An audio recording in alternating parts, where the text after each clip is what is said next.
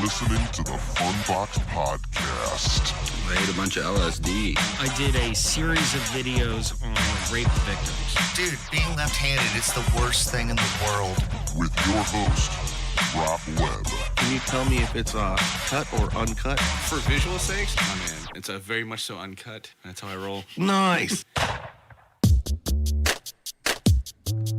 What's going on, everybody? Welcome to the FunBox podcast, episode 64.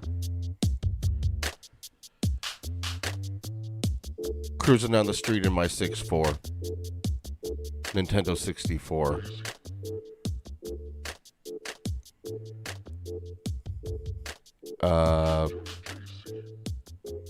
There's a new president happened in 1964 after JFK got his head shot off in November of 63. 64. What else? That's all I can think of. That's all we were able to think of, wasn't it? Yeah, Just 64. about. Yeah. All right. What's going on? I'm with my brother, Joe Webb. Put your hands together. Yo.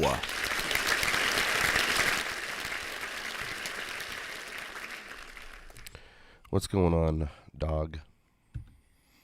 Not much, man. Yeah, this is the start on this episode sucked so bad. Oh my god, I had to do a double start. I almost feel like starting it one more time, but I think I'm just gonna let it go. You just gotta let it ride. Just let it ride. People see right through it. They see right through the they want the real stuff, right? It's authentic. Yeah, it's authentic, and it's a Monday. So sorry if I don't seem like so chirpy. I'm not drinking the bottle today, so that's probably why I'm like just like kind of like this. Are you limiting it? Do you not drink during like work nights? Oh, I never drink during work nights. Oh, I just don't. not even like just a little bit, like this little edge killer. No, I associate too much fun with it, and I want to keep going. Oh, Yeah. Gotcha. Which is probably why I should probably drink during the week, because it'll keep me from drinking so much on the weekend. Maybe I spread it out throughout the week rather than go balls to the wall on Friday night. Yeah, just become like a 9 to 5 drinker and not that binge guy on the weekend. Yeah. It's called adulting. Yeah, it's hard not to do that sometimes, because it's just so fun to let your hair down on the weekends and just, for lack of a better term, I associate just time to unwind, baby. Just got done working 40 hours or whatever. Time to unwind. A lot of times when I'm gigging, it comes with the territory too. Like, you get a free bar tab, and yeah, you just pound them down. Yeah, that's definitely a motive. Free is definitely a motive to, take advantage of it. Yep. I'm not a big drinker, but anytime I'm in a situation where I'm having a free bar tab, like, It's hard you not would to. think I was a big drinker. Yeah, it's hard. Yeah, it's hard not to like just take them up on that offer. Like, okay, all right, I'll drink half of one of your liters of Jack Daniels. Let's do it. Maybe a third. No, but which is still a lot. But yeah, it was fun. Played the Vermilion Boat Club over the weekend. Did that whole thing. It's a great place to play at. They take care of me, man. It's awesome. The boat club? Yeah, the Vermilion Boat Club. It's a nice place. Well, it's a basic place. It's a boat club, It's nice, but they have good food and free bar tab. That was my first job. Musician. Yeah, I remember that. Bus boy. Mm-hmm. Nice. Yeah, dude. But yeah, today I wanted to get an episode in. So sorry, guys, for the slow intro. To get the plugs out of the way, if you want to become a Patreon producer, it's just $3 a month.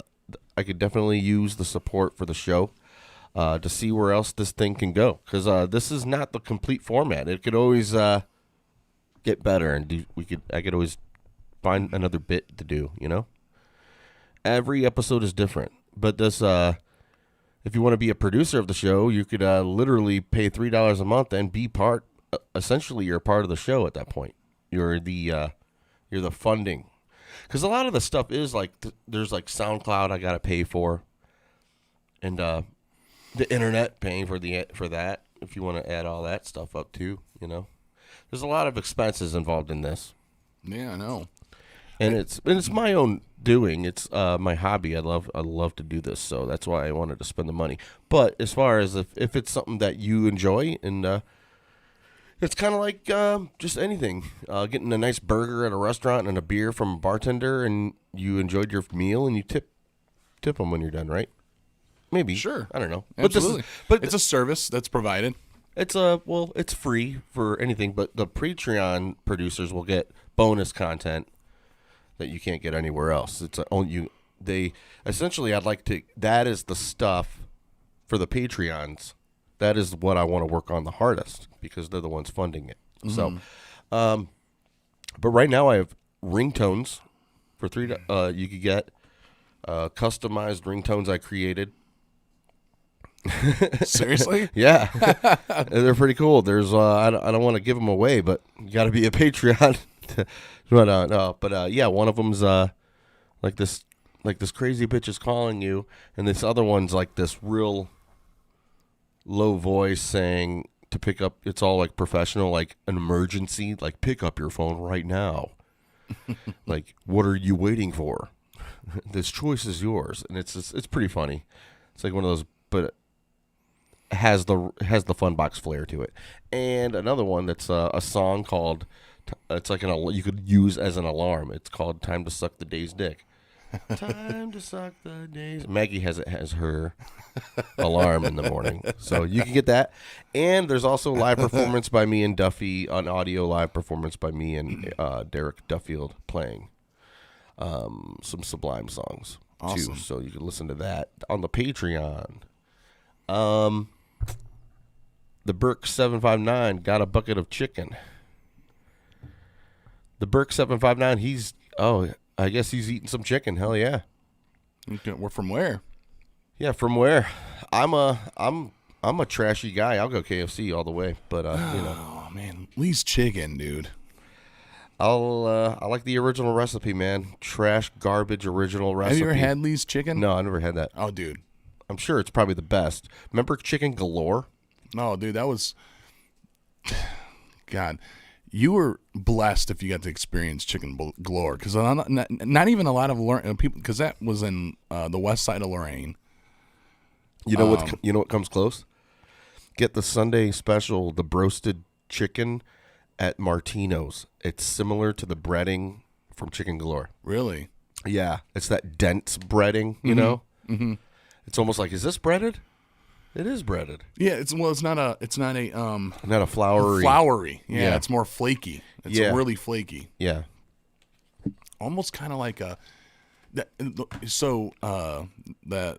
pizza place here in Vermilion here, Smoking Joe's used to sell these wingdings, and they reminded me so much of Chicken Galore chicken. Wingdings. Mm-hmm. They had that similar breading. Yeah, that's what you want. That breading is where it was at. Oof. They even served it in a styrofoam container that was melted from the heat, just like Chicken Galore. And Chicken Galore also did the paper bag deal with all their food, and they'd put it in this paper bag, and it'd just be grease spots everywhere. It's the best. That's when you know it's the good deal. When it's unlabeled paper bags, like no design. It's good stuff. Just like a good pizza. I like Pizza Galley for that reason. They have they don't have any design label type thing on the pizza boxes. It's just a brown box. Yeah. Which kind of gives it that this is like pizzeria, mom and pops. What's in this? What kind of pizza is this? Yeah, for That's what sure. I like. Yeah, man. I'm a pizza guy. I like that Dave Portnoy dude. He does all those pizza reviews. I watch those all the time, and me and Maggie try to guess what the... Oh, dude, I got it down to a science now. I know. I've guessed it so many times. I get the way his body language. I can read his body language now because I've watched just so many reviews that I know if it's like 7.6 or if it's in the sevens at all, you could tell right away. Mm-hmm. Yep. Even just looking at the pizza now, I could tell if it's going to be a 7. If it says something about being greasy, it's like, oh, it's not over a 7.5. Well, you got to give him credit because if you've watched the reviews from the beginning, you know that in the past year, like he's gotten very lenient on his scoring. Oh yeah, dude. Yeah. But I mean, he did that. I mean, that's good for him because he's he doesn't want to throw a pizza company in the worst time ever under the bus with a horrible score. But no, I love the pizza reviews. Oh yeah, I watch this all the time. That's like one of his biggest things that he does. And now it's caused him to do the small business, help the small business and the small pizza joints. Funds. Yeah, the Barstools people has been they're pretty they go hard, man. They don't mess around. But yeah, once again, episode 64. Did I write it down right? It should be right. Yep, I got it. Episode 64. I titled it Banned from Facebook. Because I am now banned from Facebook. For 7 days. And it adds up. And I'm banned from this saying, I'll show you. And what I wanted to do, I knew I could probably get banned from this because I was testing. What the heck is going on? Where'd it go? You see, there's the picture, but this is the weirdest. Do you see what's happening? Yeah. Why is that doing that? What is going on? Oh my Lord. I swear I have ghosts in my computer, guys. That's the only explanation, is that I have ghosts in my computer. There we go. Jeez. I wrote vaccine, COVID, Biden, mask, fake Trump, or true Trump, false, news, sick, dead, millions, Facebook, evil, mandate, tyrant, legislate, burn.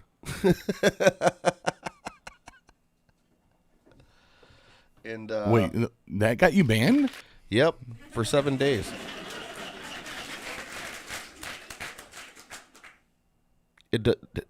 How does that make any sense? I'm not saying anything. I'm naming words. There's like, so I was testing it. I was like, their algorithm probably just sees words, and if they see Trump and COVID and burn and evil, mandate in the same sentence, they're going to take it down. Or like Biden, mandate, legislate, vaccine, COVID, false. Oh my God. But I said fake, true, Trump, false. News, sick, dead, millions, Facebook, evil, mandate, tyrant, legislate, burn. I did that to test out Facebook. Mm-hmm. And yes, you don't even have to say anything. You can just write words that don't make any sense. So you have to figure out. You have to figure it out somehow. So I'm spending 7 days in Facebook jail, purgatory for that. Can you still view for that test? Can you still view people's posts? You just can't. Yeah, I can't like or comment on anything, or post my own stuff. You can't post, but you can just see. So yeah, it's like purgatory. Yeah, and you could send private messages to people. Okay, which is weird. Like on Facebook Messenger. Yeah. Okay. Mm-hmm. Well, it doesn't surprise me. I follow a doctor on Facebook and Instagram, all the platforms, and he does a podcast and whatnot. And he came out with a video, and the title of the video was "Vaccines Cause Infertility?" ? Question mark, question mark, question mark. And Yeah. it was a video of him just kind of presenting the data for pregnant women and the vaccine. Just like anybody would do about anything. And People have videos about that at all. Oh, apples keeps the doctor away? Yeah, exactly. So but the video isn't him saying either or. It's literally him just presenting data and letting people decipher on their own. And the data he provides is CDC. It's all, legit data. And he got banned only for the headline because it said vaccines cause infertility, and without them indulging into it and anything. They didn't watch the video at all. Wow. They just banned him off. And he's like a high tier personality. Like he's got millions of followers. That's what they do with the any kind of interview that they watch, such as, for instance, Joe Rogan. They'll attack his podcast all the time for things that he says that are like either false about the COVID thing, and it's like, you guys, he's a podcast saying an opinion about maybe. He never said you shouldn't get vaccinated. He just said, do what you do. If you're a young 21-year-old and you're very healthy and you're working out, then I would be like, you probably don't need it. Yeah. This is where the scary part comes in. Like, I remember when it was first really coming to light, because I'm a big person when it comes to like freedoms, not only personal freedoms but corporate freedoms in a capitalistic society.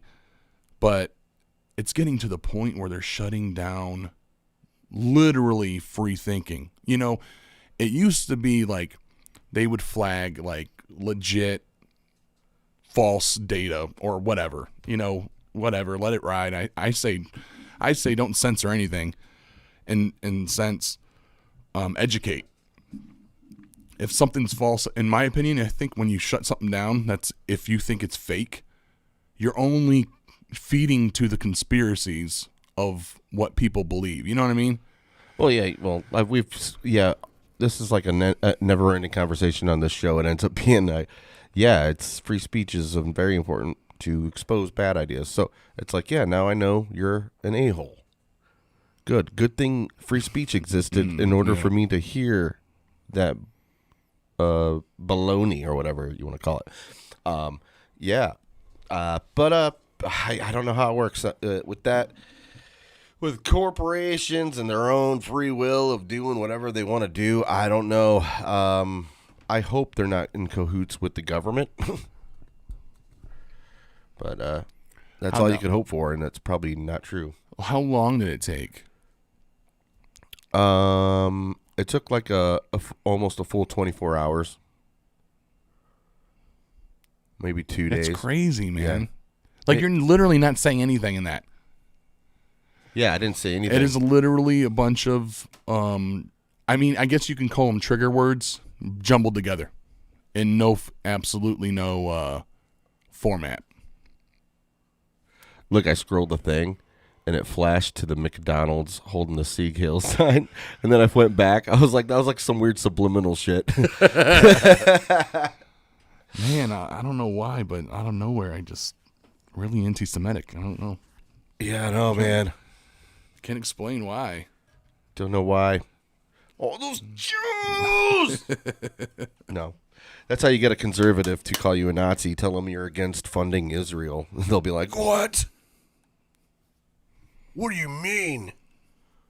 What are you, an anti-Semite? Now I know. It's like, now you care about the Jews? Yeah. Just because I said that? Okay. All right. But man, I guess I want to show you this video. This video, you've probably seen it already. It blew my mind, because you don't see this too often. It's like a movie. Oh, yeah, I did see this. I just saw it today. Yeah, he, one of those cash and transit vans bulletproof cash in transit van. Oh, South Africa. I was Yeah, curious South where it was Africa at. happened. And, yeah, they start getting attacked. Apparently, it's common. I hear that in South Africa, these guys that do these jobs, it's like common. Like, I guess there was another one that happened just 3 days prior to this.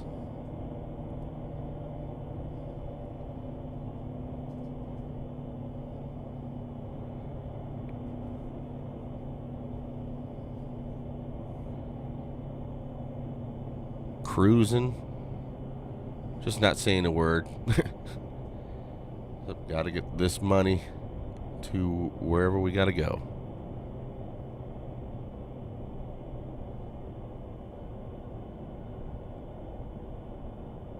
And this is about when things start to go down. They start smelling something's not right here. Big car comes rolling up real quick. Whoa.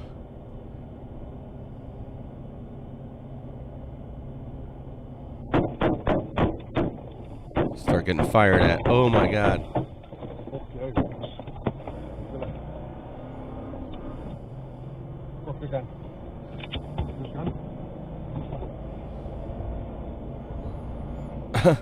You know, Relentless. when I first watched this,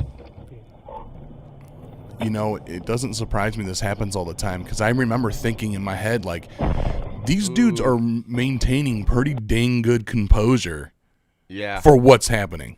Oh, I know. They're not even flinching. Like, really. I mean, look at his, like, the driver's side window is completely scattered from bullets. Obviously, it's bulletproof glass. But,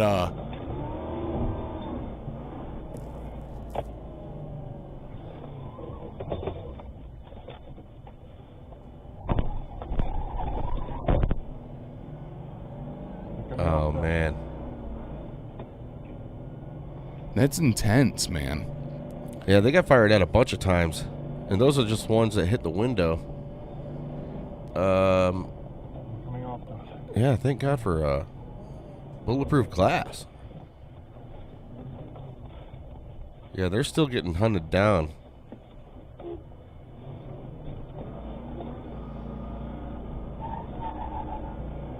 They're gonna shoot. They're gonna fucking shoot. Man, they're still getting hit at. This is a lot longer video than the one I watched. Yeah. Still getting hit. Hit on the left side now. The dude with the rifle, like, he's just, I don't know if he's in Shock or just like shock or if he's just so, adrenaline like, pumping. maybe the training these guys go through is just so damn good. Well, at that point, it's kind of like, yeah, adrenaline. You just got to stay focused and act like, yep, this is just my job. This is what we got to do.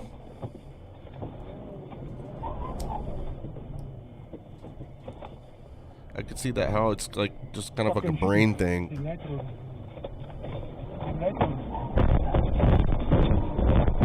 Oh, they get stuck.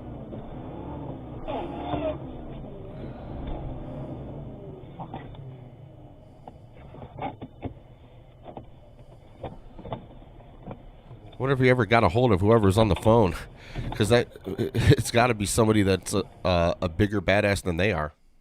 But yeah, that was intense. I was watching that. I was like, dude, that's no way that's happening. Yeah. I've never seen that happen before. No, that's crazy. I mean, think about it. When I was watching this video earlier today, I remember thinking like how like composed he was while he was driving, because you put yourself in like just like a normal, everyday stressful situation on the road, and how sometimes like logic kind of just flies out the window so easily. Yeah. And you get mad or something, and they're literally getting blasted with lead. Like, Oh yeah, blasted. and I mean, he was panicking in a sense, but it was controlled. It was all controlled panic, Man, I wonder how many shots it takes to bust through that window. Probably like one more right in the exact same spot would have done it. I would think so, yeah. That small of a window. Yeah. All right. Also, there was something else. I posted a thing that I didn't get banned for. I posted a comment. It was based off the proposal of the Biden administration to ban menthol cigarettes. Oh, I remember this one. And I posted, we should ban water because the reason for their banning menthol cigarettes. Well, we could go with the New York Times article. Biden administration plans to ban whatever this is. Get out of here. Plans to propose banning of menthol cigarettes. The move has been long sought by public health and civil rights groups after decades of marketing aimed at black smokers. So apparently it's aimed, even though I buy them, apparently it's aimed towards black people. Well, Look, right here. yeah. Oh, yeah, you got the Newports too. Okay. There you go. Brother smoking Newports. All right. Is that not good? You don't want people to know you smoke Newports? No, Is that I don't not, care. you don't care? It's a very urban thing to do, apparently. Well, According to the Biden administration, the Biden administration is planning to propose a ban on menthol cigarettes, a long-sought public health goal of civil rights and anti-tobacco groups that have been beaten back by the tobacco industry for years, according to a federal health official. Okay. For decades, menthol cigarettes have been marketed aggressively to black people in the United States. About 85% of black smokers use menthol brands, including Newport and Kool, according to the Food and Drug Administration. Okay, so research shows menthol cigarettes are easier to become addicted to and harder to quit than plain tobacco products. Maybe the FDA is being forced to act by court deadline. It's not going to happen, but, I was thinking, for a guy that race hustles as much as he does, he really shot himself in the foot. I mean, if you can't see the obvious, kind of racist motive behind it. To me, yeah. it's like, so yeah, all black people smoke menthol cigarettes. Let's go along with that. 85%. You could what other stats are we going to use with black that white people use against black people all the time? Let's do that. So our own president did that. Because if Trump was to do that, Jesus. Oh, my gosh. Oh, my God. Burn. Things would probably yeah. burn. No, yeah. I mean, absolutely. I mean. So I posted, because it's obviously a racist thing. I posted, we should ban watermelon and fried chicken to save black folks from diabetes and heart disease. Because that's what black people eat, right? And they smoke menthol cigarettes. And Orange soda. Orange Sprite. soda, they grape blunt wraps. Let's keep going, Biden. What else can you ban? Honestly, I heard about this proposal, but I had no idea that it was specifically geared to saving the black community. Yeah, that's what proposed it. That's what kickstarted it. I cannot believe it. And it's kickstarted by black civil rights movement people. Isn't that wild? All right. I guess that's the way we have to think now. We really do have to look through the world through the lens of race constantly. Yeah. Oh man. Oh, dude. Yes. Not so fun. Not so fun. Not fun for the FunBox. But I just thought that was fascinating to see how the FDA is being forced to act by court deadline.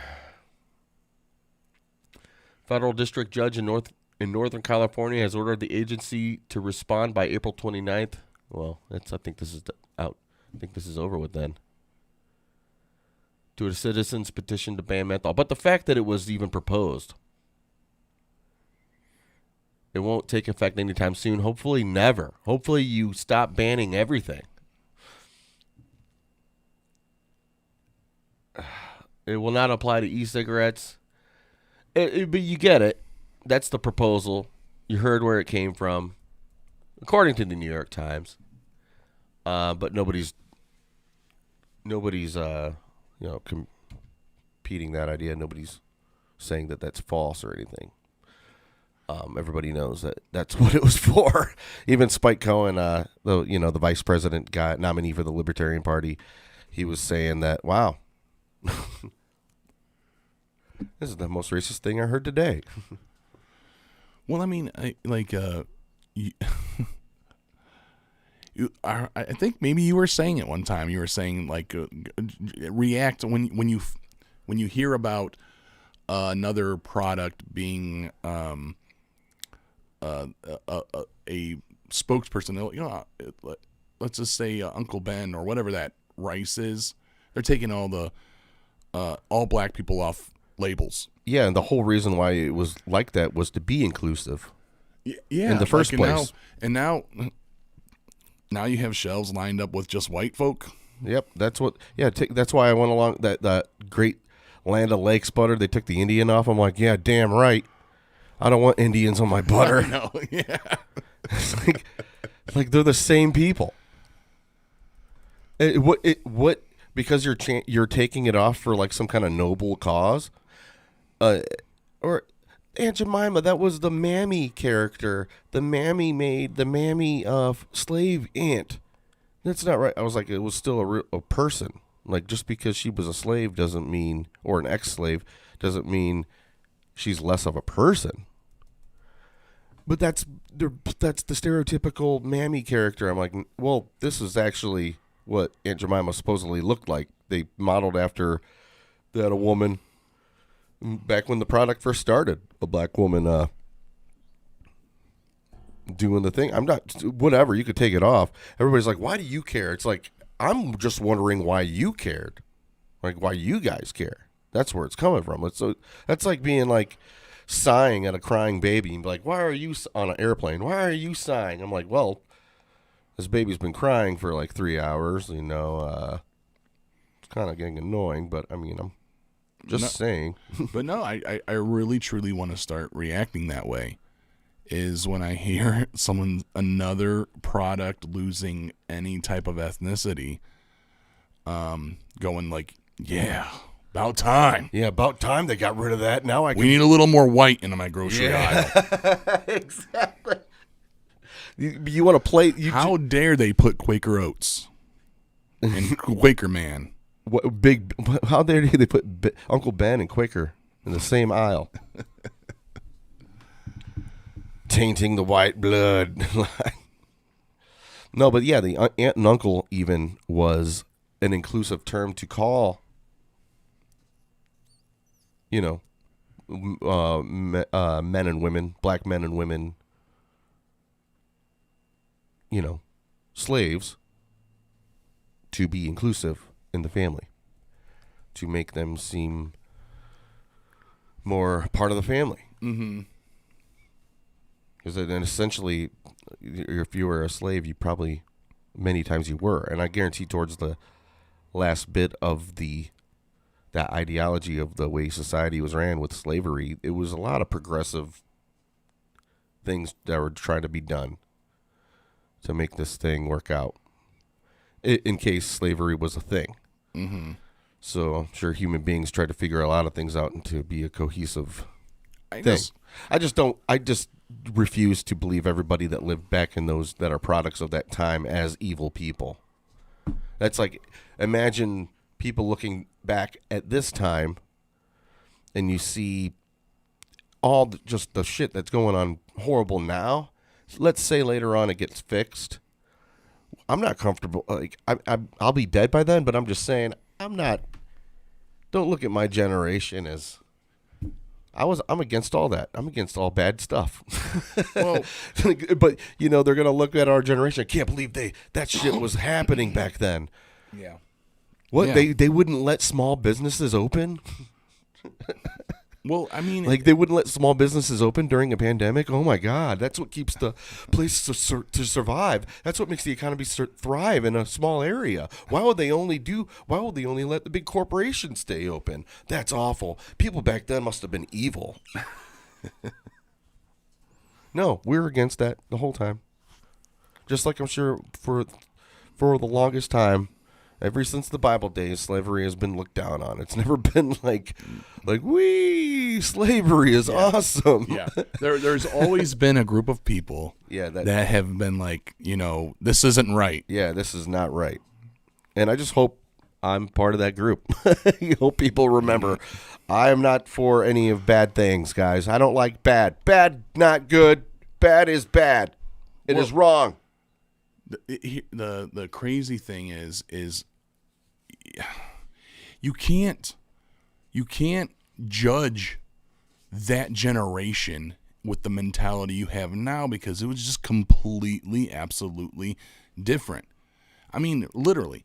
I mean, like, you could probably take the most non-racist individual back in mid-1800s and put him in today's society, and you'd probably think, wow, man, this guy's kind of like a racist asshole, Yeah. I mean, the most non-racist person in the mid-1800s probably will come off as a racist asshole nowadays. It's just the way it is. But was he a racist asshole back then? No. Yeah. Product of the times. This is a product of the times. You can't. It's not fair to judge the past by today's standards. Exactly. You can't. Yeah. Because I mean, like Abraham Lincoln, always been thought of one of the greatest presidents, freed the slaves. But lately, apparently, he was a racist. No, yeah, he's on the chopping block now for his supposed treatment of the Native Americans. Yeah, of course. And we purposely gave him, or I say we as European settlers. I don't really associate with any of those people.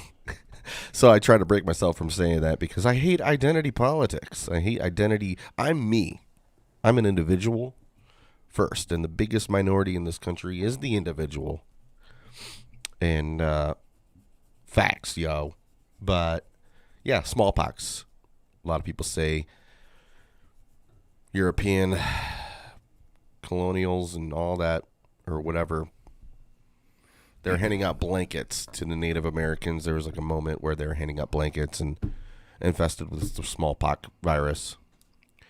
And they apparently knew that. And all these Native Americans, like essentially a genocide of smallpox, just dead. And it's like, well, we didn't have much technology to know that smallpox is being traveled through the blankets. It's not like, that was like, oh yeah, fucking yeah, here we go. Let's give them all the blankets. They'll just get sick and die. I just have a hard time believing that. Even if there's no way to prove it either way. I'm just saying people wait for the next prospect to be outraged about something. And it's like you could see that in people's faces, like online. Like, what do you mean by that? Oh, yeah. Well, yeah. What's his name? Nathan Green. He was the first distiller of the Jack Daniel's Tennessee Whiskey Blend.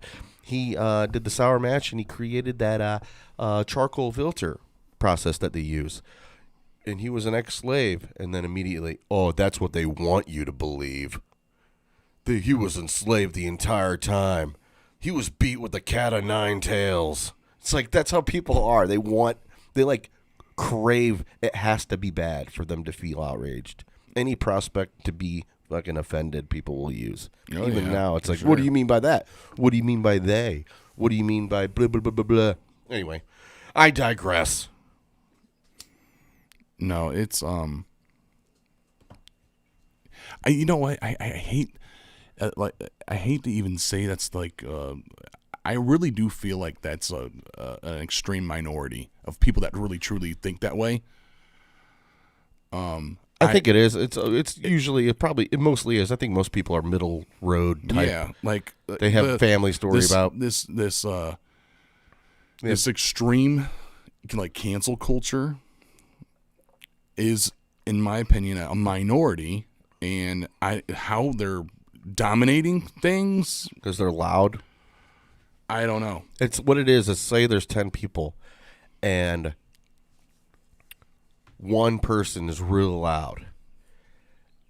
That one person will get in, like, out of the 10 people, one person's real adamant about it, and like there's 3 or 4 people that are totally against or annoyed and pissed off about this one person. And the rest of the people are like, just give her what she wants so she could just shut the fuck up because I don't care. Mm-hmm. Most people just don't care anyway. But then you have that's when you have that. So they'll just go along with that just to keep this. I just picture this yappy, just like thick-framed, blue-haired chick. Super heavyweight feminist or something. Usually, yeah, bedroom feminist, yeah. I just complain online all the time. Yeah. No, I don't know, man. It's the social media plays a huge influence, and they know what they're doing, man. They know what the algorithms they feed people and how they get people to just only focus on this because they searched it like 3 or 4 times. So then now they're feeding them all this information. And they do it on both sides. And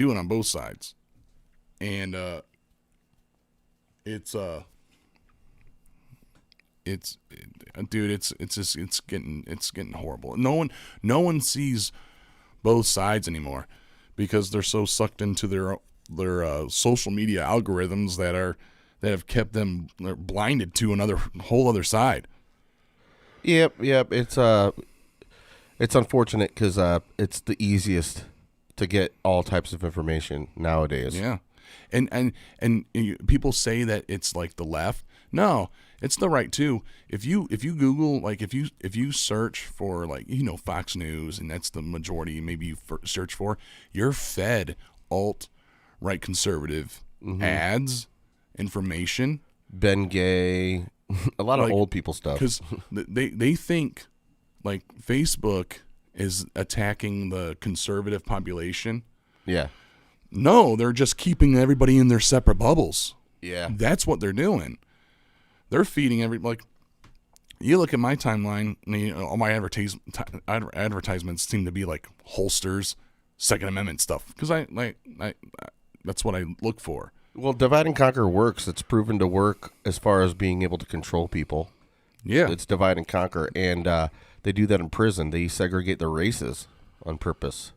Yeah, that's why I always try to correct people that say that like Facebook and social media is banishing the right. I'm like, no, they're not banishing the right. They're just keeping everybody so dang isolated in their algorithm. That way the right never sees the left and the left never sees the right, as long as they keep them on that path and their channel. They never see the other side. And that was the big issue with Trump. You had a couple people that were on the fence, started looking into negative media outlets that portrayed Trump in a huge negative outlook. All they were fed was negative Trump content. Yeah. Even if you didn't like them, it just made it worse. But then you had the right. The right were fed only now. Now you have a group of people that think of Trump as like a god. Yeah, like he's like a godsend being crucified. Yeah. It's so you had these completely polarized individuals, and here I am in the middle. It's like stuck in the middle with you. Well, I don't know why I came here tonight. I got a feeling it's something ain't right. I'm so scared I can't stand up on my chair. And I'm wondering how I'll get down the stairs. Clowns to the left of me, jokers to the right. Here I am, stuck in the middle with you. All right, had to do it. All right, well, not too fun. Not too fun.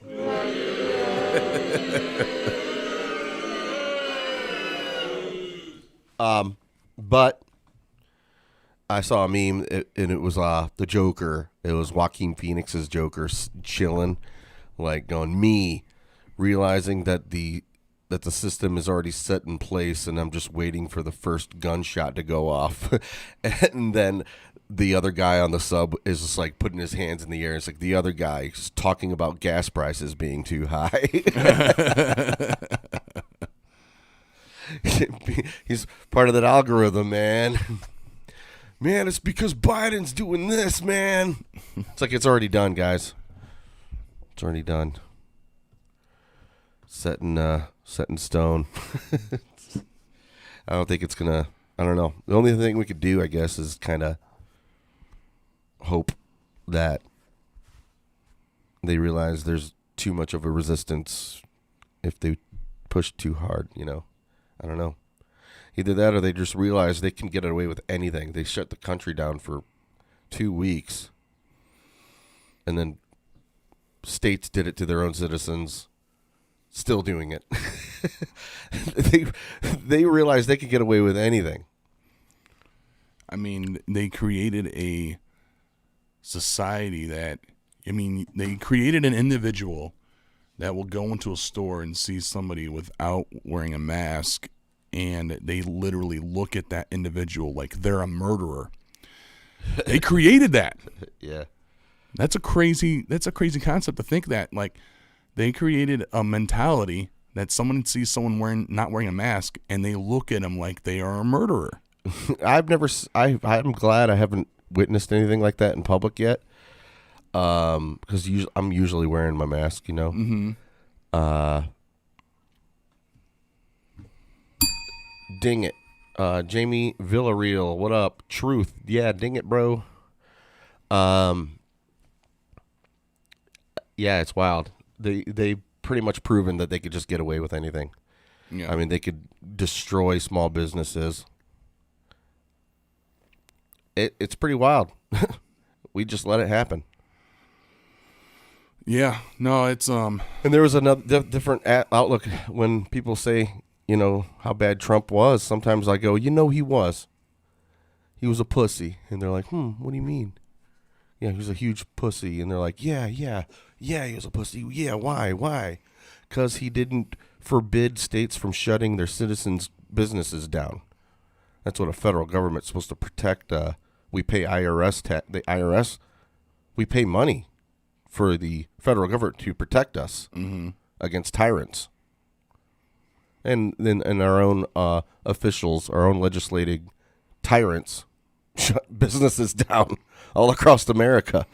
So yeah, Trump, fuck you, man. Shouldn't have let that happen. But then they hear that side of it, and they're like, whoa, that's a whole. Oh my God, that's a whole. Like their brain just exploded. Like, whoa, I can't agree with that. And then it's like, oh man, oh no, COVID's a real thing, and ooh. Like, okay, authoritarian, scared. There we go. Well, they made it to the point, like I said, it's all about polarizing. They made it to the point where you can't. They made it almost impossible for you to be concerned about a virus and concerned about civil liberties all at the same time. It's one or the other. Yeah, you're either in fear of a virus, or you're a selfish asshole who wants to go out and drink at the bar. That's it. It's like that's what they made it out to be. They made it out to be that people wanted to open up businesses. Oh, well, you're selfish. You just want to go drink at a bar. Well, no, I want to support my friend that, put his blood and his life savings into this bar that he's literally going to lose. Yeah. Like, literally, people kill themselves over that. Yeah, a lot of people don't understand what these blue, I hate to say blue policies that do to small businesses.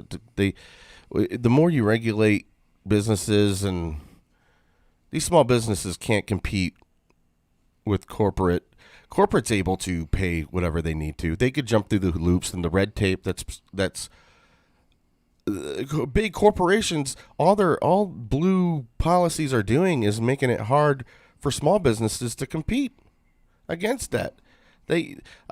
Too many regulations. Sorry, I'm done. I'm broken. But Walmart can stay open. So here's the thing, though. Like, it's like you know, an organization that's been killing small businesses for a long time, and people don't even realize, is the ADA, the American Disabilities Act. Yeah. That has been killing small businesses ever because they're crazy regulations, all government regulated. And they put these crazy regulations that Walmart and big corporations have no problem abiding by. It's the small business owners that have to. And they'll abide by it because it'll eliminate their competition, and they're just boom. Any kind of local small business that's competing. Oh, you got an Ace Hardware? Psh, I got a Walmart. Yeah, it sucks, man. No, yeah. The You got an Ace Hardware in a rural town? Psh, well, 5 miles down the road, it's a Walmart. Well, it's like the only reason I bring that up is because it's a trending movement that government supports big corp, does not support small business. And it keeps on getting proven over and over again, and yet people still think you're like crazy for even considering that, but it's true. Oh yeah, they love Biden. Also,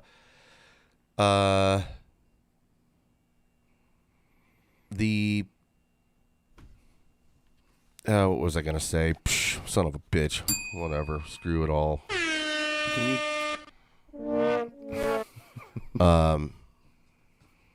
Yeah, it's fascinating. It's pretty. It sucks to pine on it and dwell on it. It's hard.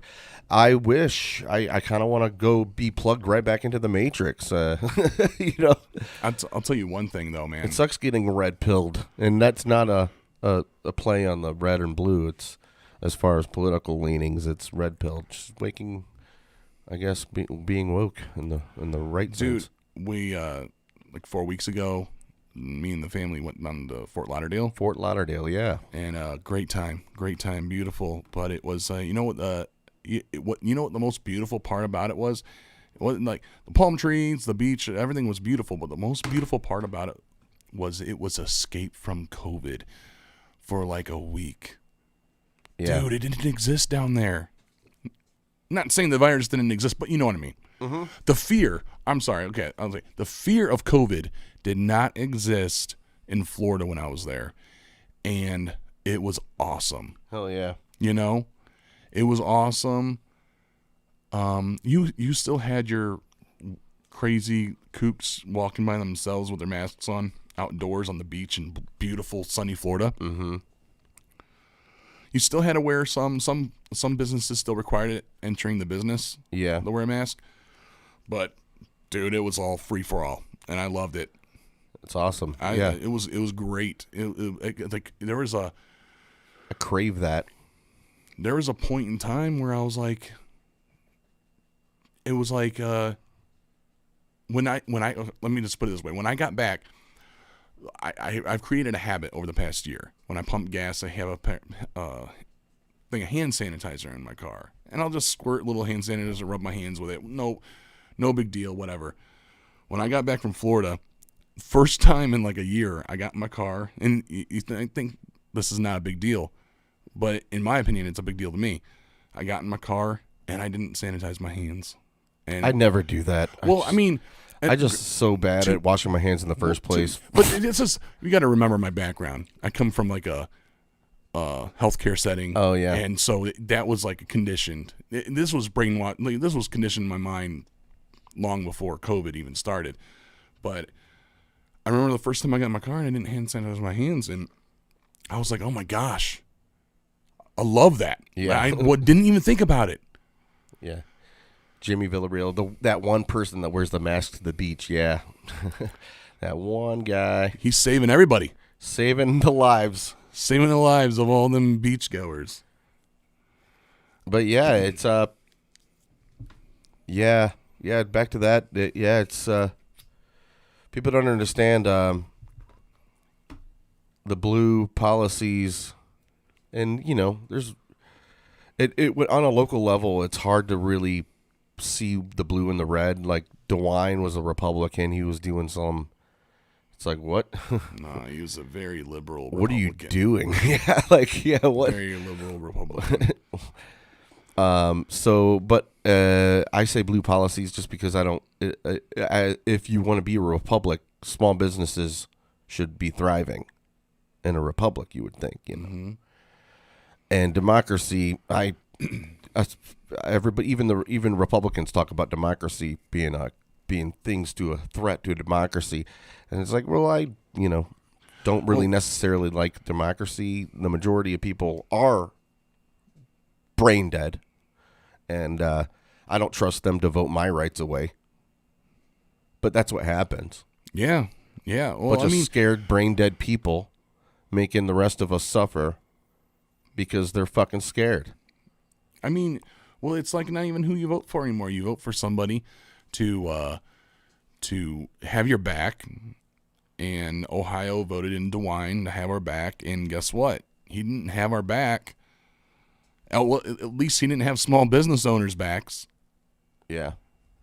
But it's crazy how accepting people are of Biden and of blue policies, because as long as they're not a Republican, or as long as they're not, listen, I'm not a fan of Republicans. I'm a libertarian, but the push for over legislation is, it's pretty obvious where it comes from a lot of the times to me.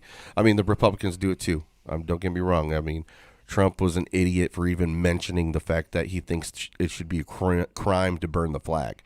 Don't say that as the president. You're an idiot. This is a free country. Yeah. Actually, it's one of the purest forms of free speech. One of the biggest demonstration of free speech ever in this country is to burn. I don't think you're doing anything. You're not catching any flies, because you catch more flies with honey type of thing. You're not going to get anybody on your side doing that. yeah. But I understand why. Yeah, I don't know. Trump was an idiot, and he did the bump stock ban. Dumb.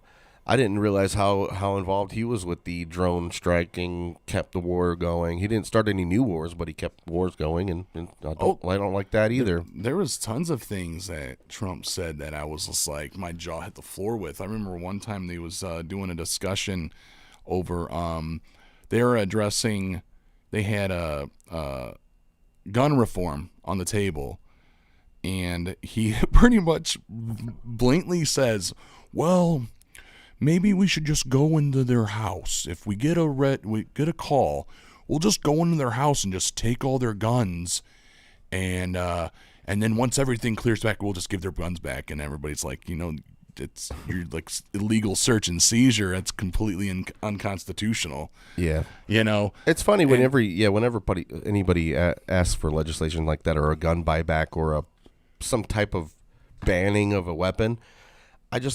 How are they going to do that? How? Well, and nobody has an answer, because they have to go, well, we go to your house with a gun bigger than that, and we take it. I just, look, maybe I have a little too much faith in humanity, but hear me out. Biden, a lot of people think, and now I wouldn't pass Biden wanting to do this, but I'm saying actually pulling it through and actually having success with it. So a lot of people are afraid Biden's going to have these cops or whatever come into your home and take your guns. I'm not worried about that. It's going to be more of like a notice in the mail that keeps prolonging, like when the IRS gets you. It's something along the lines of that. The reason why is you're going to put the responsibility of that on law enforcement, right? Law enforcement already has a horrible reputation at the moment. Oh, yeah. They are looked upon badly. And you're going to take that group of people, LEOs, and you're going to send them to homes of the only last support. The gun community is like one of the last supporting communities that back the blue. Yeah. And you're going to send them to that community and take their guns. Yeah. You're going to lose the last support you have in law enforcement. I just don't see that happening. Oh, no way. I don't see it happening. No. They're going to have to do it another way. No, it's too late already. There's more guns than people in this country. So I think it's just too late. It doesn't seem feasible. America's going to be that country where people can, you could state by state basis have. There's probably going to be these rules, but the federal law has to. You have to. I don't know, man. That's you can't mess around with that. You can't mess around with that inalienable right to protect your property and yourself. Mm-hmm. No. And it's property rights is a big thing too. That where the authoritarian and the libertarian side comes in, protecting property rights. Yeah. That seems to be a basic thing that the government should already be doing, but they don't do that. Mm-hmm. Well, it's like I always say, like gun rights equal civil rights. Gun rights equal civil rights. And the reason I say that is because, one of the main reasons they were able to capitalize on slavery back in the day was they disarmed the people. They were able to take them out. No problems. They weren't able to defend themselves, So Biden introduces a new tax plan. Instead of taking your guns away, you're going to get taxed on your guns. Every gun you buy is going to have this extensive tax on it, not only on the guns that you buy, but the guns that you own. Yeah. So you have to pay a tax on every firearm that you own, even the firearm that granddad gave you when he passed. Yeah, James Villarreal just made a good point. He said Second Amendment laws are just as insulting as making a law to ban flag burning. I agree. Yeah, it's the same thing. Yeah. Well, I think it's actually worse. I think what Trump was doing is just being visceral and his own emotions coming through. I don't think he really... No, he had no filter. He had no filter. It's just, I don't like hearing that a president... Well, somebody that... I don't know. It's, I don't want to nitpick Trump because it's too easy. I mean, you could go through all of his dialogue, but that's all I looked at it. I didn't take it to heart when he said that, when he said anything about the flag. But yeah, absolutely. Well, I'll say this right now. Mark my words on this. The moment, because the extreme right, they want to make, Colin Kaepernick kneeling, blah, blah, blah, blah, blah. They want to make it a crime to kneel. You have to stand. I'll mark my words when we are forced to stand, when we're mandated to stand for the national anthem, I will fucking sit my ass down. Oh, yeah. When it's forced to stand, right. I will sit my ass down.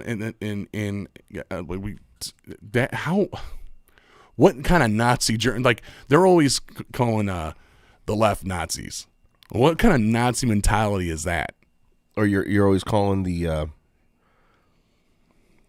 right. Everybody calls each other Nazis anymore. Yeah, it seems to be the go-to term. Yeah, who else were doing their jobs when a cop pulls. The libertarians used to say that all the time when I first got into it during the Ron Paul thing. Mm-hmm. It was the whole joke about a libertarian is, what does a libertarian say when he gets pulled over? It's like, am I being detained or am I free to go? And it's like, I'm just doing my job, man. Oh yeah, you know who else was just doing their job? Fucking the Soviet soldier or the SS Bolt, whatever guy, the Nazis. Nazis, yeah, that's right. They were just doing their jobs too. Then Jamie, thanks for listening, Jamie. Villarreal, the new ban on the folding stocks for ARs. ARs can't have a folding stock due to the buffer tube at the end. No real sensible laws. Yeah. And there was another thing just to appease a certain group of loudmouth liberals, just to be like, see, I'm doing something. Yeah. But back to real quick, Biden's tax proposal on firearms. And it's crazy to me that people don't see this. Okay, what taxing firearms? What's that going to do? It's not going to do anything to the middle class or the upper class. They're going to be able to afford the tax. They'll pay it, whatever. It's not going to be nonchalant unless it's more of a moral issue for them. It's going to affect poverty. Urban areas. I mean, predominantly black areas. Yeah, they're not going to be able to afford it. You're going to take gun rights away from probably a group of individuals that most likely need it the most. Yeah, to protect from their neighborhood, their own neighborhood, protect their property. So like it's Protect directly their lives. that tax. They got their own goons to worry about. Like in the hood, fucking talking gangster goons. Yeah, absolutely. I mean, Just push their weight around. That tax stamp is going to do nothing but disarm potentially the black community. It will disarm the black community. If they don't have a firearm, they're not going to be able to afford one. They can't go to a gun store and afford it because there's going to be a hefty tax on it. Yeah. And that's what I was going to say next to the thing. All these regulations just hurt the little guy all the fucking time. Yeah, like they want to raise, I was going to say about the $15 an hour that they're proposing. He says everybody in America should make $15 an hour. That's the minimum wage. What about that small little rural farm that this guy hires local teenagers to work at? Yeah, for For sure. whatever. Oh, he's got to pay them $15 an hour now? Yeah. Oh, can't afford that. See you later, Billy Joe. See you later, Yeah, Dusty Dusterson. Well, I always use this as an example with the minimum wage argument. I always take the example of let's say you own a pub. It's a smaller pub, and you have your select few of skilled employees at this pub, your servers, your bartenders, your cooks. Those are your skilled employees in this establishment. You pay them decent wages, $15, $16, $17 an hour. Bartenders get tips. Servers get tips. They make a decent wage. But you have two positions you hire for that are support staff. They wash dishes, they mop floors, they stock shelves. They're support staff to your skilled employees. You pay them $10 an hour. Yeah. Now you're told that you have to pay these two individuals $15 an hour. You can't afford that. So what do? You eliminate their positions and you liquidize their responsibilities amongst your skilled staff now. The bar owner doesn't want to do that, but he has to because he's not surviving. He's not making big bucks. He's making ends meet. Yeah. Now he can't. Or he just eliminates one of the positions and just puts all the responsibility on that single position. Yeah. But those positions are always looked down upon, like well, they their minimum wage, but you pay someone, you compensate someone for the labor that's offered. And I'm sorry, but when you have an entry level position, you compensate for their labor. Right. And $15 an hour is, in my opinion, not proper compensation for that skill. It's not. Not saying I'm not downing the skill. It's a support staff and it's needed. Right.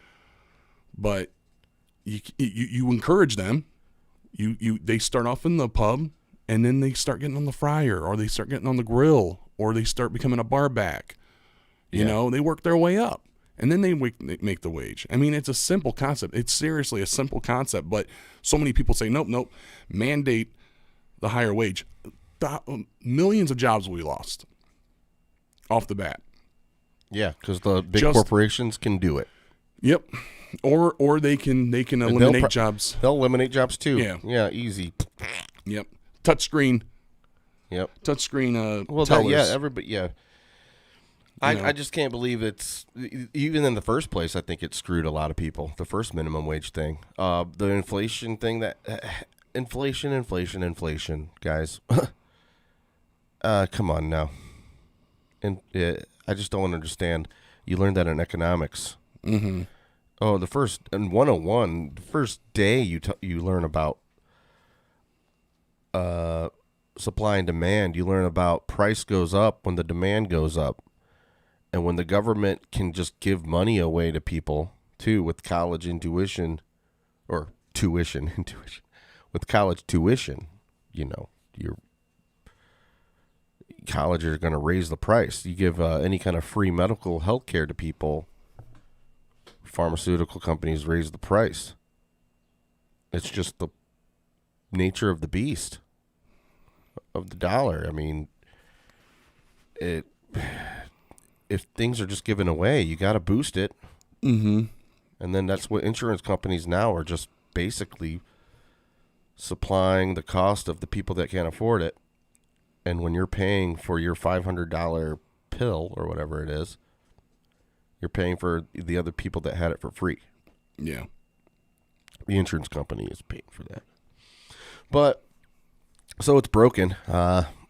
Well, and also, it's going to promote and encourage digressing. You know what I mean? Like, let's say you work at McDonald's and you started there when you were 16 and you kind of worked your way up to a shift manager, to a tier 1 manager, whatever. And let's say you're making $17 an hour and they up minimum wage. Now 16-year-olds are getting hired in at $15 an hour. Are you getting that proper compensation above minimum wage that you were before? No. You're going to still be making $17 an hour. Yeah. So now 15-year-old with just got his worker's permits now making $2 less than you. Yeah. So what are you going to do? Are you going to continue with the responsibilities? No. You're going to probably find a cook job. You're going to digress. Yeah, it causes digression. It discourages I'm any going growth. to quit my job and I'm going to go make $2 less with tons of less responsibility. Yeah, like why? Yeah, what's the incentive?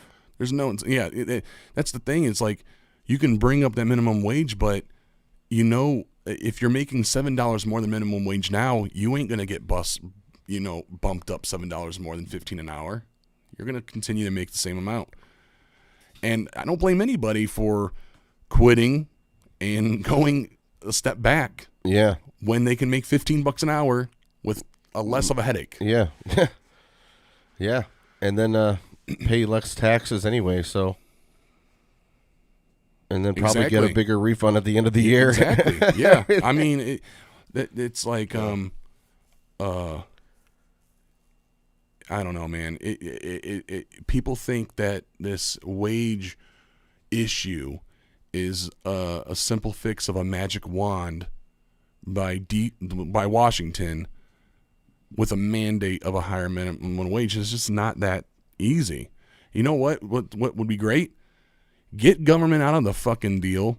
Let true capitalism take over and see wages skyrocket. Yeah. Yep, that's what I say. That what you say is what I say. Dude, people don't realize that if you had true free capitalism, healthcare's fixed, wage gap's fixed. Yeah. Poverty's fixed. Yeah. Civil rights and racism probably could be fixed. Yeah. With true capitalism. Yeah. Not this fairy tale bullshit we have now. Crony capitalism. Yeah, it's not. Like I can't blame people that are anti-capitalism because this is what they have to compare it to. Yeah, to base it on, right? And I get it. But I always say almost capitalism, success in one of the best economies in the world. Almost socialism is always led by thousands of deaths. Yeah. Yep. So. Yeah, I say roll back the state. Eliminate the DEA and the ATF and the IRS. Federal government funded through the states by for the defense. I don't know all the answers, but there's a lot of people that do, and there's a lot of big voices in the liberty movement. Tom Woods, Dave Smith, Adam Kokesh is a big liberty guy. Don't follow him too much anymore. I think he smokes a little bit too much pot. But and Sinatra's I don't know if he labels himself libertarian, but I from what I understand, he has a libertarian outlook on a lot of things. Yeah, he also, our boy Sinatra, had to close his little aquatics business. It's hard, man. Yeah, Jamie Villarreal just commented on that small business kind of fooey that's going on. But I guess right now we could switch gears, get into a little bit of a happier mood, and end the show with the top 10 memes of the week. Sounds good to me. Here we go. The top 10 memes of the week, episode 64, baby.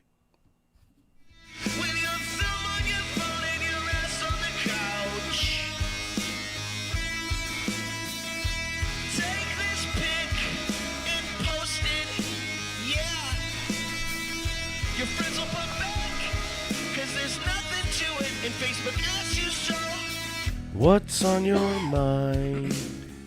What's on your mind? What's on your mind? Episode 64. Number 10. Chris Eric posted this.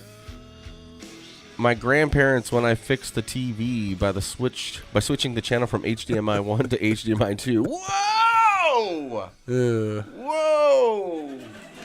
Yeah, it's like, look, I'm magic, Grandma. How do you read this Hebrew? What do you do? I don't understand what you did. I've been looking at this controller all day. You just sounded like every old guy on Simpsons. Yeah. All right. Number 9.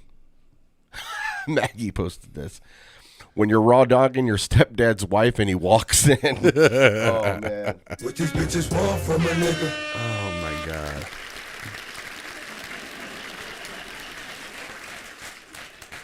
God. When I first saw this meme, I'm like, haha. And then it's like, it kind of slowly creeps in your mind. Like, oh, he's banging his mom. Yeah.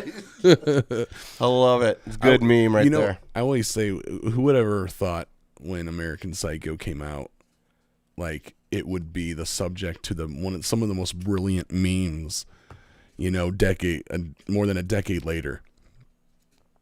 Oh yeah. Oh man.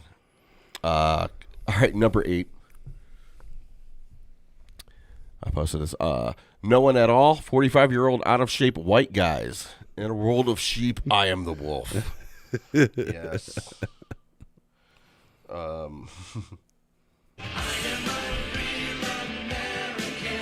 Yeah, man. I think I own those glasses. Yeah.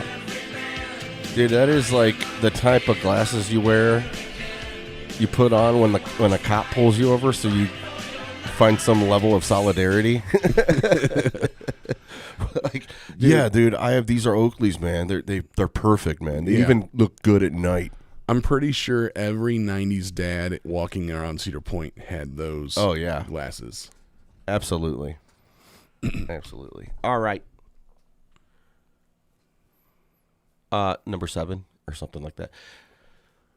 Damn, I just realized my daughter was born in 2018, which means she's going to be in school with some white chick named Kimberly. Who's going to make fun of her for not having a plant-based diet, and I'm going to end up having to fight both of her dads. Oh, yeah, Kimberly's going to make fun of her for not having a plant. Yeah. Yep. That's what I'm actually don't even want. I don't even want children. Just like, are you worried about the obstacles that you're going to have to go through when they get older as far as man, social? It's already. Oh, I know, like social. It's already there. I would be like, is there anything that's happened where they're being taught something that you disagree with? Has that happened yet? Yeah. Nothing too. I'll share a story. I don't know if Holly's going to get mad at me for sharing this on the podcast, but my son got in a little bit of trouble at school for a small little gesture he did, right? And it was nothing serious. It was not a serious gesture, but contacted parents, whatnot. And the gesture he made was he took 2 fingers, made a hole, and took his other finger and went like this to his friend, insinuating intercourse. Yeah. He didn't even really know the full meaning of it. Yeah. He just thought it was funny. Yeah, I've done that to Many Mom. times, I think I called you a butthole and did that. Yeah, I mean, the classic. So he did it to his friend's teacher, caught him, and I get it. Shouldn't be doing it in school. Address it. Let him know. Educate him. But they carried it on really far with it. They sent him to like out of the classroom. They sent this paper home discussing sexual misconduct, sexual harassment. And now I have to explain to my 9-year-old what sexual misconduct is and sexual harassment is over a little gesture that was made. Right. In my opinion, it's just like you're making a mountain out of a molehill, Yeah. And now you're really making something like where you're gonna build a complex in this little kid. Exactly. Like you're making a complex out of it, and they do that all the time. You know, so far I have not had bad experience with the Vermilion local schools with crazy things. That's probably the worst, and I'm sure there's parents out there that have much worse stories than I do. Oh yeah. But so far, I would say that they make things way more than what it is, and then they wonder why they get this complex about certain things. It's because you made a huge ordeal out of it. Right. You know? Yeah, it's kind of like I go along with that. Like, you're looking at clouds with the child, and the child goes, "It's a bunny rabbit," but you see a giant dick and balls, and you go, "Actually, you should feel bad because it's not a bunny rabbit. It's a giant balls and a dick in the sky. So don't look up there anymore." You know what I mean? I mean, that's far-fetched, but it's like that same concept of logic. Yeah, for sure. Of building a complex around a kid's brain, like when it was all just innocent, stupid fart stuff. Yeah, exactly. Exactly, man. Like, I mean, address it, explain, not the appropriate spot to do it. Yep. And then move on with your life. And move on with it.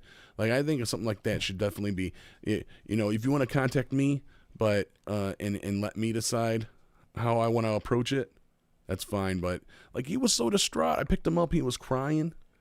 He was like crying in the car because he was so distraught over something so minute. Right.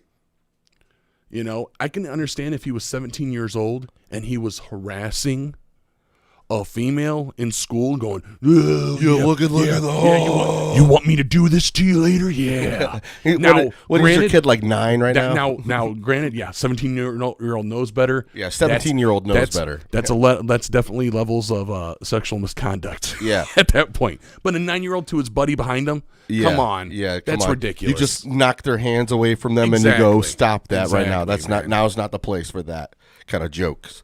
Next, and then next page, class, you know. Yep. Move on with the fucking day. Yep. Ferreira dares Weavy Boy into house. What up? What up, dude? All right. The next meme. Number 6, I believe. Maggie Brothers again. She's owning it this week. When she brings home the money and pays all the bills. Yes. Is that who? I don't know what wrestler that is, but I can personally attest for this. I like the meme where it shows that dude, like skinny dude with his fat girlfriend in public while she's paying the counter, like using her credit card, and he's behind her, hugging her. It's like the white, the like the trashy wigger dude, or sorry, I don't know, wigger is probably not a good word to use anymore, but you know that. Thanks, babe. They both call each other king and queen in the bedroom. They got matching tattoos. One says king, one says queen.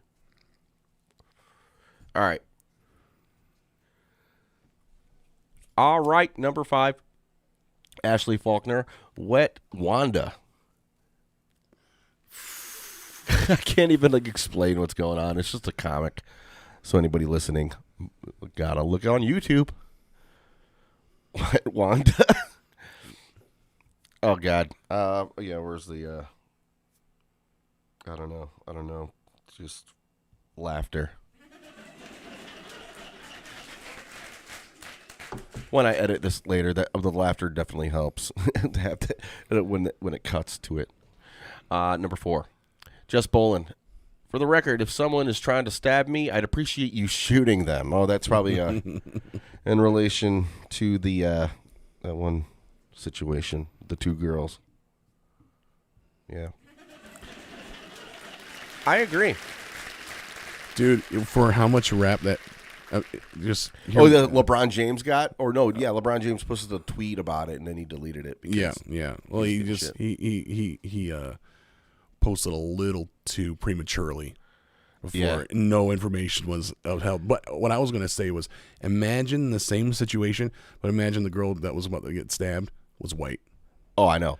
Dude, LeBron wouldn't say anything. But like I said earlier, don't you see how disgusting it is when people, they get excited at the prospect of being outraged? Yeah, absolutely. It's just like, immediately. finally. Yeah, finally I could Yes. post and champion for this noble fucking bullshit cause that I'm a part of or something. All right, anyway, number 4 or something. I hate when motherfuckers say it's 9:15. Bitch, just say it's 8:75. Goddamn, y'all stupid.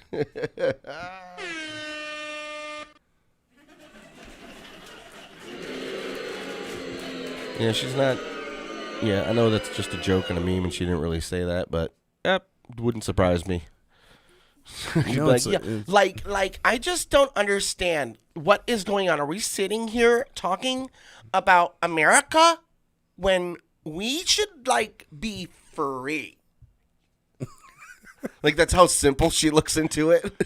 Like, she just has never taken an economics class. Like, the rich people are just too rich. They're way too much money. And I know poor people. They don't know how to do things. They need money. All right. Number 3 or something. If I'll suck your dick in the bed of your jacked up truck after a 6-pack of Busch Light was a picture. All right. I like that. What these bitches want from a nigga? Yeah, they want. Yep.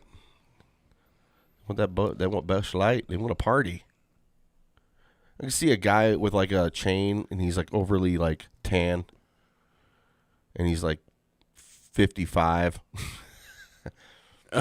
helping out these chicks. He's like, "All right, come on, let's go."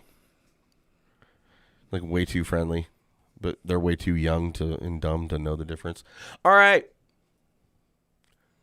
Number 1.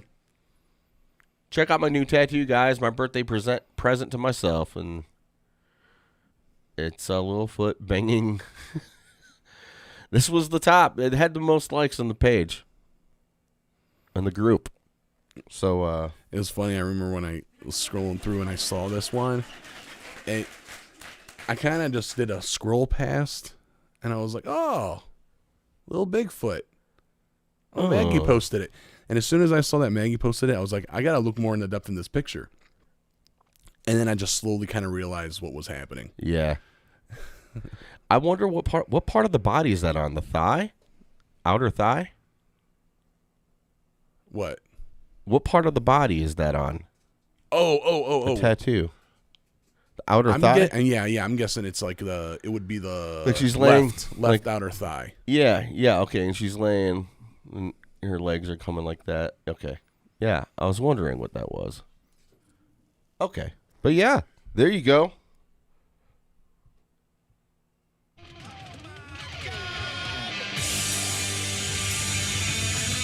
What's on your mind? Top 10 memes of the week. Had to squeeze in this episode.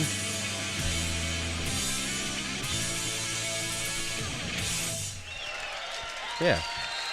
There you go.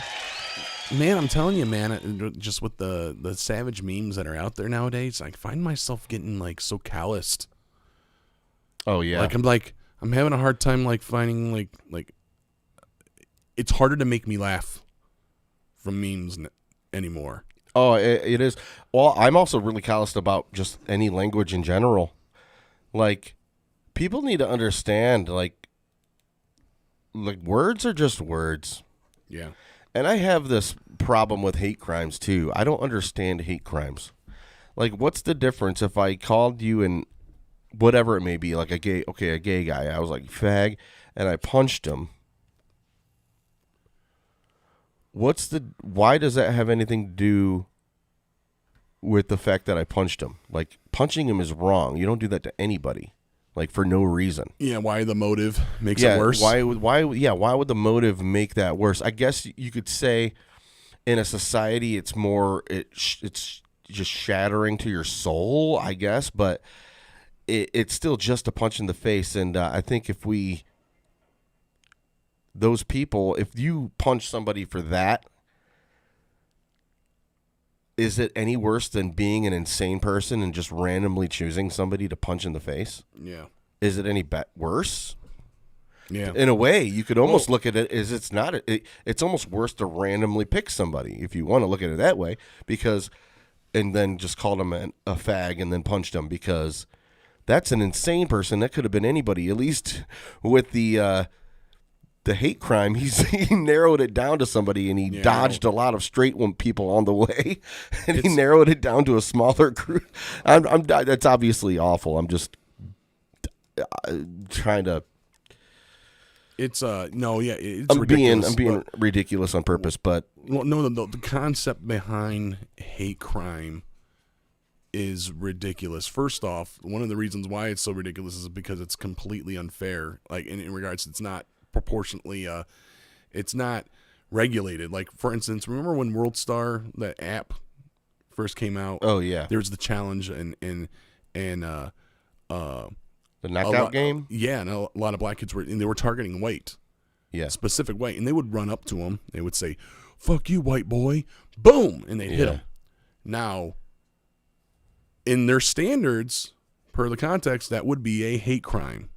Yeah, but it doesn't work like that. It doesn't work like that. No, it only favors the marginalized, whatever minority, whatever, any type of minority. Yeah. So I would be more complex if it was across the board. If it was, if you're gonna call a hate crime, then be fair. Yeah. Otherwise, just forget about it. It's just like, you can't cherry pick it. Yeah. At that point, how do you even get due process from something like that when there's a totally different charge that you're deciding to use? But no, I think if someone randomly runs up to somebody and knocks them out, regardless of the intent or motive, they should be locked up or punished appropriately for knocking somebody out. Yeah. Weavy Boy just said, hate crime, in quotations, is just another thing for prosecutors to selectively employ to favor their political bias. Oh, yeah. Sounds checks out. Sounds good. I agree. Yeah, man. These are really controversial things to say, man. And I don't really think so. Like, when I'm around a lot of people that are liberal and I start talking, most people, even with the voting, most people agree. Like, prove to me you're even able to do anything. And if you're going to be able to vote my rights away, I want you to get a fucking ID. I want you to prove yourself to society that you're able to go to and register yourself to vote, you idiot. I'm sorry. I know some people have it harder than others, but you know what? Sorry, that's just the way the cookie crumbles. I figured out a way to do it. What's crazy is the argument of why people are against IDing, and it's like one of the big arguments is lack of ID. Why they're against having to have an ID to vote is they're saying it discriminates against minorities, and I'm like, we'll just call everything minorities now. But I'm like, so you're saying that minorities don't have the ability to get an ID? Are you saying that they're that's what it is? Yeah, you're putting them that low on a totem pole that they can't think of an ID. They're not smart enough for that. Yeah, that's pretty much what they're saying. Well, yeah, you can't do that because minorities, they're not smart enough to be able to get an ID. Yeah, that's the same argument they made with slavery back in the day too. We're helping them. We're taking them out of Africa and we're enslaving them in a better environment. Yeah. They're living way better. And, they probably were right in some aspects. They probably were living way better than what they were in Africa when they got bought and sold, whatever, for slavery in here. But slavery, bad. That's like, let's settle that right now. Slavery is bad. And but that's an argument people would that I'm helping these people. And it kind of feels, I'm not going to use that as like it's comparable, because that's what people will throw you. Why are you going to compare this to slavery? Oh, you disgust me. It's like, dude, all right. I'm just saying. If you want to be progressive, you're shooting yourself in the foot on this one. You're not really sounding too progressive right there when you're kind of insinuating that minorities are too dumb to do stuff. Oh, but you're morally superior than me, so what do I know? But I digress. What these bitches want from a nigga. But in all said and done, when all things are said and done, Jamie Villarreal, buying BID, buying menthols, ID. Oh, buying beer. You need an ID to buy beer, menthols. Going into a dance or a strip club. Yep. Yeah, you in wanting to vote, they're like, oh, you shouldn't need an ID. Like, okay, whatever. I want to know you're able to stand in line at the DMV to get an ID. I want to know that you know what it takes to be part of a fucking society.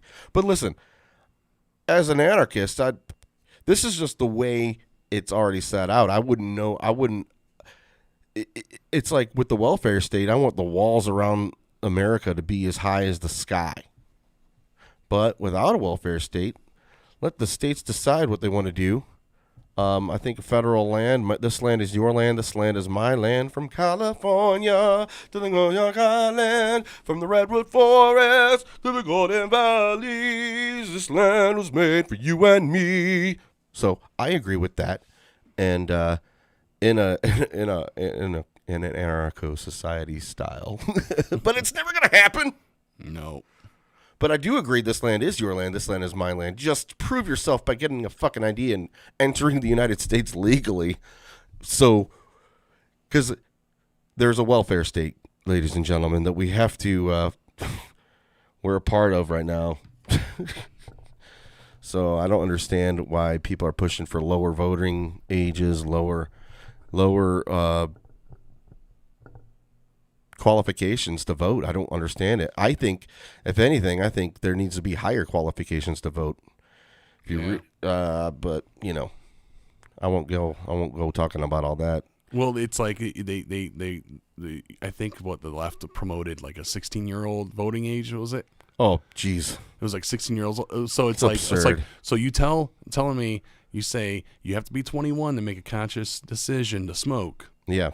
To drink alcohol. Oh, people are lunatics, dude. But you can't even have a conversation. They're completely brain dead. Go ahead. Yeah. Well, I mean, it's just like, but they're old enough, they're mature enough to vote on the leader of a free world. The type of mental gymnastics it takes to even rationalize that stance, that goes along with children aren't even able to consent to any kind of sexual proposition. They can't consent to that. So what makes you think they can consent on whether they're a male or a woman, a man or a woman? I don't get that. How would you consent to that? Like, you're a boy if you have a penis, and a girl if you have a vagina. It's super basic. It's not complicated. Now, when the child grows up and becomes an adult, you want to do whatever you want to do, but people are willingly able to chemically, like, put hormone blockers on their boys. Or I think that's how they do it. When it's a boy, you could hormone block them. Like what happened to Michael Jackson, actually. He was chemically castrated on accident by his doctor. His father... The doctor came out and said this in the book he wrote in jail. Because he ended up doing time, or might be still doing time, for overprescription. Could have been a cause to Michael Jackson's death. Yeah, I mean, I don't. The sleep sedatives that he was on and things like that. But he came out and said in a book that his father accidentally chemically castrated Michael Jackson, which just makes super sense on that, the way his whole mannerisms were and everything. He never hit puberty. Essentially almost like a woman never hits puberty the way a man does. The testosterone. Yeah, for sure. So he ended up, his body upped estrogen or whatever, not estrogen, but he would have gotten tits. So whatever the weird phenomenon that happens with the castrato singers, they used to do that to kids back in the day to maintain that tenor voice. Yeah. And it actually was a preferred sound people loved. People loved to hear that grown male voice that never hit the puberty. And it was you can only get that through castrating children. And then they finally grow up and they never hit puberty, but they have an adult male high tenor. That makes, Michael Jackson. Yeah. Yeah, man. Yeah, like you start talking like this and, That's what crazy. happens. I actually never really knew that. He did it with a high singing voice. Dude, I don't know, man. But yeah, I even I try to stay out of it because I'm like the way I look at it, because when you start looking into it, they make it seem like everybody thinks this way, and I'm like, I refuse to think that. I refuse to think that that's the majority. That's the minority. A very, very, very it is the small minority. Screw those people. They're fucking insane. They're insane. Yeah, and if I have kids, like your boys, you're not. If Connor was like, I want to wear a dress to school, what are you gonna? I mean, are you a guy that's gonna? I'm not gonna do it. I don't care if you did. If you told me, I'll let him wear a dress just to see. You're gonna get laughed at. Yeah. Yeah. In my head, I'm just the father. I'm like, no, this is the way it goes. You're a boy. You dress like a boy. We're gonna put you with jeans. I just don't think that's wrong. I don't think it's been working for so long. You know what I mean? Like, yeah. I just don't see how that's damaging to a child to just tell them, sorry, this is the way things go. You're a boy.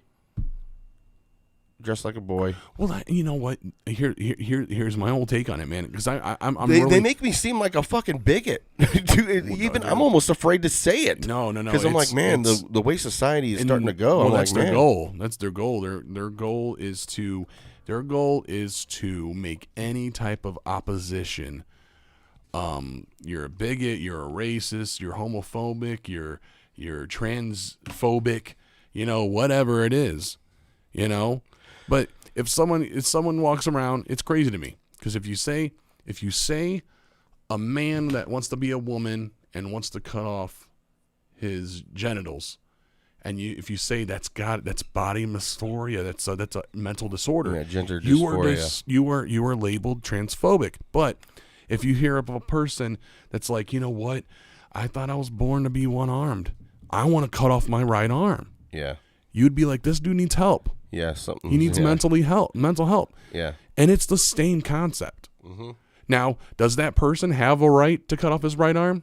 I don't give a shit. Yeah, go ahead. Cut your right arm off. But I'm gonna call it that's mental disorder. It's a mental disorder. Like, I don't make fun of Down syndrome kids. I don't go, Yeah. I'm like, sorry, but you can't make proper decisions because you have Down syndrome. Yeah. I can't really hang out with you properly because I'm uncomfortable by your weird Down syndrome face. That's just wrong. Don't talk to Down syndrome. Actually, they're probably one of the warmest people in the world. I think they're like the secret, they're like the cure for like human beings. For just society. The cancers in society. Yeah. Yeah, they're like they found the cure, or they were born with the cure. They radiate joy, innocence. Yeah, innocence. Yeah, pure. It is it's pretty cool to see, but at the same time sad. No, I'm just kidding. Oh, it's sad. I'm sad for the parents. No. Being the dad, be like, that came out of me. No, my semen is bad. Honestly, straight up, like, if you're 18 and older and you're an adult living in America, you want to cut off anything, I mean, whatever. You find a physician that's able to do it, whatever. I don't really care. It doesn't affect me at all. But when you start to brainwash society into thinking that if you oppose it at all or question it, you don't even have to oppose it, man. You just question it. Yeah. If you just question it, well, why do you want to do that? You bigot. Yeah. How dare you? Yeah. Question him. You let him do what you know. What you let him do. We're gonna sit there. We're gonna put him on a pedestal. And we're gonna praise and worship it.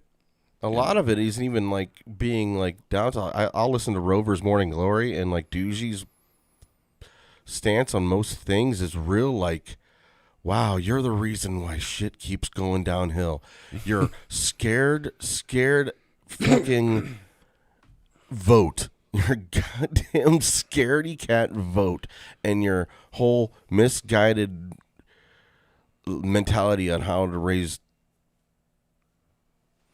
like the world is like some like cotton candy and rainbows, and wants to make it as more cotton candy, more rainbows, and it's like, man, I don't know. I actually got away from Rover. I kind of quit listening to it because it was just kind of getting little. It was just, I don't know. I was getting annoyed. I was getting a lot more annoyed than I was entertained listening to the show anymore. Oh, I have to turn it off sometime. I'm like, gosh damn, there's no like counter argument. You guys are all like agreeing, or you guys just throw past something off like Tucker Carlson. Well, they'll go over a Tucker Carlson snippet or something, and everybody is against him. And there's nobody there to be like, well, this is what he means by what he's saying. Dieter of all of them is like probably the most conservative, obviously. But he sucks so bad. He's so dumb. He's so dumb. He can't promote. He can't promote or an argument. Yeah. He can't. And then he'll believe in Sasquatch, and I'm like, there you go, fucking A. Of course, jeez. Yeah. He believes in but that negates most of any of his opinion. When you believe in Sasquatch, you're like, all right, okay. And so you believe in Sasquatch, and you don't think healthcare are right. Nobody's ever going to take care of it. That's one thing that's hard to really get past to people. Nobody has a right to somebody else's labor.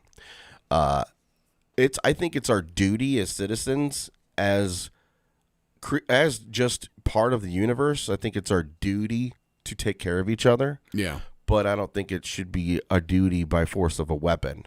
Like, you better take care of this person. Well, we already have laws like Samaritan laws. Well, it's slavery in a sense. Well, to nurses or to the medical field, and well, we're all indentured servants since we're taxed 3 months out of the year. We're essentially working for free. So yeah, for sure.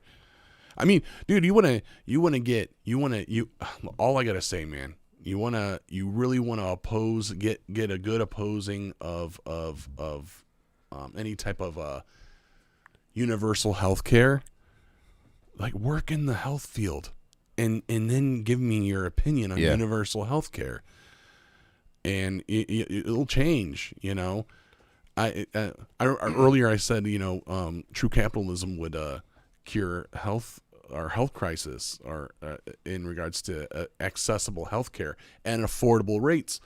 I'm like, let a hospital open, and they're like, oh, they need to be held to standards or they're going to kill people. Well, they kill people. Guess what's going to happen?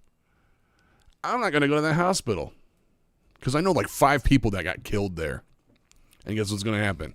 They're going to go down. They're going to go bankrupt, and the successful new good medicine hospitals will flourish. Yeah. We have no local hospitals anymore. Think about it. Amherst, right. I mean, any local hospital, all small hospitals are gone. Like And all those people like don't Mercy Health Clinic, like speed clinics, those emergency care, like family doctors type places. Yeah. Yeah, they're going away. They're all gone. And I was like, and you wonder why? Like, you in our area, you have 3 names in healthcare. 3 names. If you're going to see a doctor, it's under 3 names, 3 big corporate names. And you wonder why everything's so damn expensive. Yep. There's no need for that bell. I just felt like hitting it because I think we got to wrap it up. But yeah, it was fun. Thanks for coming on. I needed an episode, squeeze it in. This weekend, I'm hoping it's I wouldn't say set in stone, but nobody has said no yet. This Saturday, having the Midnight Train on. Oh, nice. Jonathan Sayer and Adam Moody of the Midnight Train podcast. Which the podcast, check it out sometime. It's a podcast where they bring the dark to light. What's that mean? Well, they joke around and talk about creepy shit while giving you as much information on each topic as possible.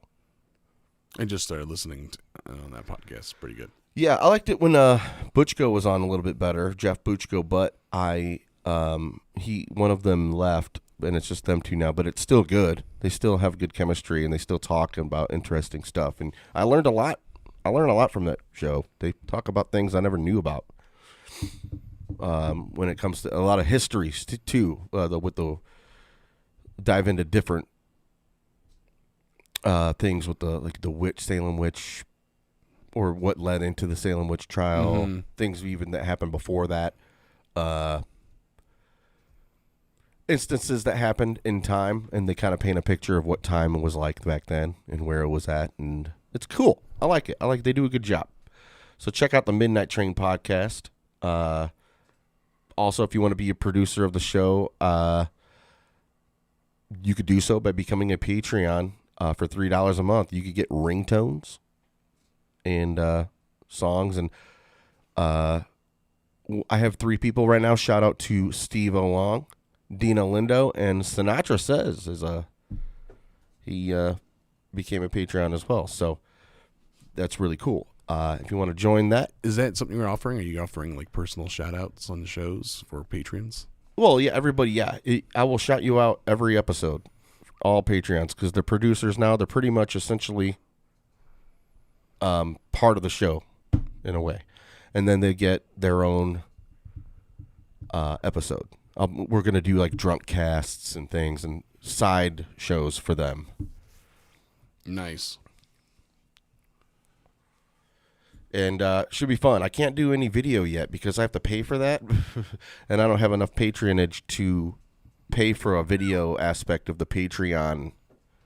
I have to use like Vimeo, and I have to sign up for that and pay to broadcast video for Patreons. From what I understand right now, maybe I could talk to some people that have been doing it right now, but as far as I know, I could only do audio right now.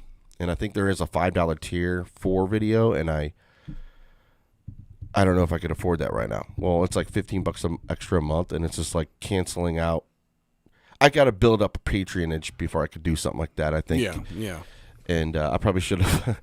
I don't know. I don't know what I'm worth, so I made it $3. That was the minimum.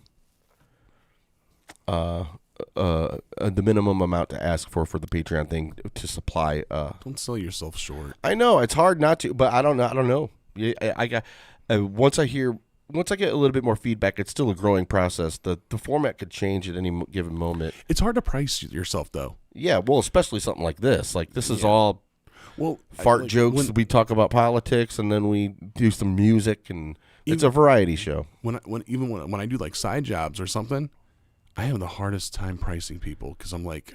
You don't want to overprice. You don't want to be... You don't want to gouge anybody. But then again, I want to eat. Yeah. You know, I want to get food on my table.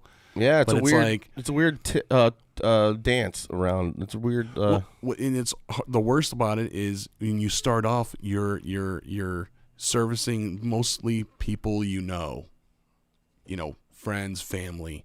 Yeah, that's how it starts. Maybe extended friends. So it's even harder to price out that kind of stuff to people that you care about. Mm-hmm. You don't want to overcharge them, and then you want to tell them like, well, don't tell anybody what I charged you. Yeah. Because I just gave you a really big deal. I just really gave you a big deal, Yeah. Like some people are charging this much. I get that. Yeah. But yeah, every little bit helps, guys. If you want to make one-time donation to the show, paypal.me/thefunbox. Use your email address or whatever, however you want to do that. I haven't set up a Venmo yet. Maybe I should do that sometime. That's the way to go, man. Yeah, I hear that's pretty effective. But yeah, guys, we love you. Thank you for listening. This Saturday, hopefully, we'll be live with the Midnight Dream podcast. And in the meantime, I'm going to cut up some segments and of this throughout the week and post videos on the Facebook group, the FunBox Podcast Facebook group. You could be a member. We just, if you get offended easy, you probably don't want to be a member because there's a lot of offensive memes that get slung around. Some that were like, I have to take this down or else Facebook is going to shut this group down. It was with things that involved the N-word. I had to take down. Oh, yeah. Got to take those down just because Facebook banned me, for a week for not even saying anything. For words. Literally words in a random order on a comment. You literally listed the most trigger words. Yeah, all the trigger words, current trigger words that I could. And no opinion, no there was no and completely nonsense. Yeah. Way, and that's funny. It could have been burn at the end. I wrote all these trigger words, and then I wrote burn legislation. Burn. It could be. They might have been. Is he insinuating? What is he insinuating here? What is he saying? Burn what? Oh, just like cigarettes, menthol cigarettes, guys. I am a menthol guy. We are menthol guys. Does it make us racist for smoking menthols? Yeah, absolutely. Everything's racist. Specifically Newports? Yep, absolutely. With the upside down Nike swoosh sign. I don't know how trademark laws. You can just flip something upside down. Like, take the Wendy's logo, flip it upside down, be like, yeah, man. It's the new FunBox logo. All right, guys, we love you. Peace. We out of here. Peace.